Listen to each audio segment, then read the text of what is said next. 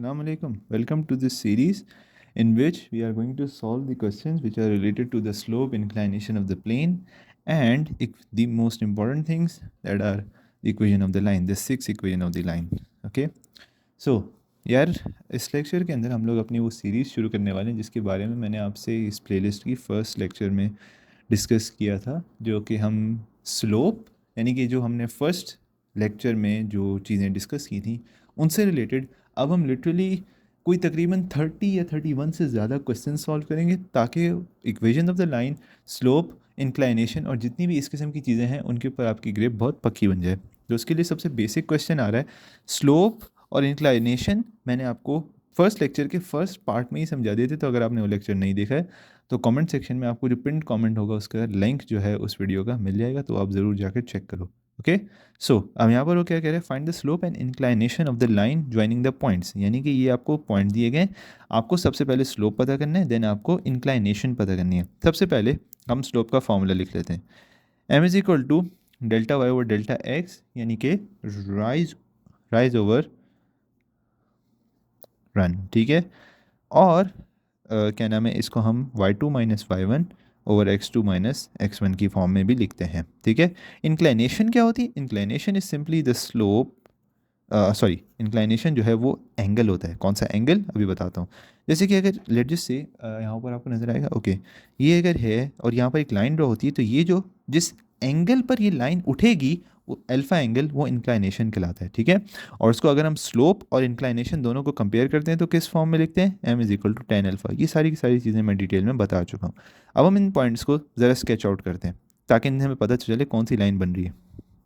सबसे पहले -2 4 यहाँ कहीं आ जाएगा, 5 और 11 यहाँ कहीं आ जाएगा। ठीक है, 5 और 11 यहाँ कहीं आ गया। सो यहाँ से ये लाइन है वो जिसकी हमें क्या क्या पता करनी है। सबसे पहले तो हमें इसकी स्लोप पता करनी है, देन हमें इसकी इंक्लाइनेशन पता करनी है। यानी कि अगर मैं यार इस लाइन को थोड़ा सा और एक्सटेंड कर दूंगा ना, ये देखो यहाँ से ये चीज़ मेरे अजीज ये कुछ है।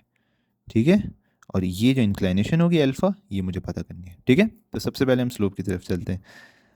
y2 क्या है, 11 minus 4 over 5 minus minus 2। And if you wondering कि ये y2 y1 किस तरीके से ये सब चीज़ें बनाएंगी, तो यहाँ पर मैं मेंशन कर देता हूँ। x1 आपका -2 है, y1 आपका 4 है, x2 आपका 5 है और y2 आपका 11 है, जो कि यहाँ से लिया गया और यहाँ से लिया गया। ठीक है, अब इनको सॉल्व करते हैं। 11 माइनस 4 जो है वो आपके पास आ जाएगा 7, और 5 ये यहाँ से प्लस हो जाएगा तो ये भी 7। इसका मतलब आपका जो स्लोप है वो कितना आ गया, 1। इस लाइन का जो स्लोप है वो कितना है, 1। अब हम क्या करते हैं, हम इसका जो इंक्लाइनेशन है उसको पता करने की कोशिश करते हैं। कैसे पता करेंगे? इंक्लाइनेशन के एक ही रिलेशन अभी तक हम पढ़ पाए हैं और वो है m is equal to tan alpha. ठीक है, अब हमें m पता चल गया।